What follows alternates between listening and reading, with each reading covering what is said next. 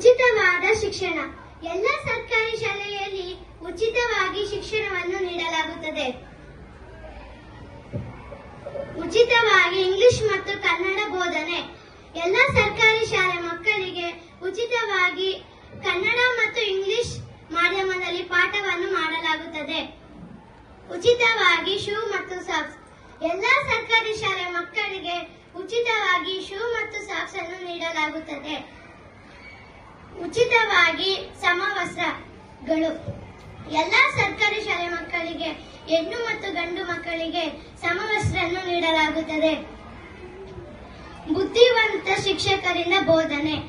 ಶಿಕ್ಷಕರು ಸಿಇಟಿ ಮತ್ತು ಟಿಇಟಿ ಪರೀಕ್ಷೆಯನ್ನು ಬರೆದು ಶಿಕ್ಷಕರ ಆಯ್ಕೆಗೆ ಮಾಡಲಾಗುತ್ತದೆ.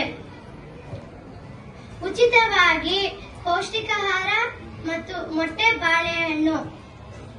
ಎಲ್ಲಾ ಸರ್ಕಾರಿ ಶಾಲೆಯಲ್ಲಿ ಉಚಿತವಾಗಿ ಬೆಳಗ್ಗೆ ಹೊತ್ತು ಹಾಲು, ಮಧ್ಯಾಹ್ನ ಹೊತ್ತು ಮೊಟ್ಟೆ ಮತ್ತು ಬಾಳೆಹಣ್ಣು ನೀಡಲಾಗುತ್ತದೆ.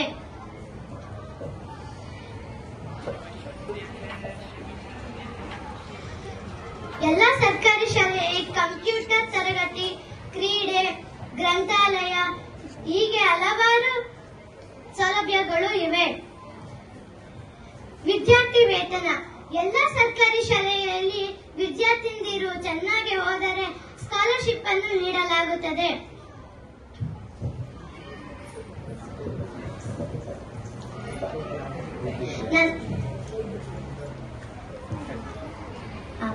ಪೋಷಕರಿಗೆ ಕಿವಿಮಾತು.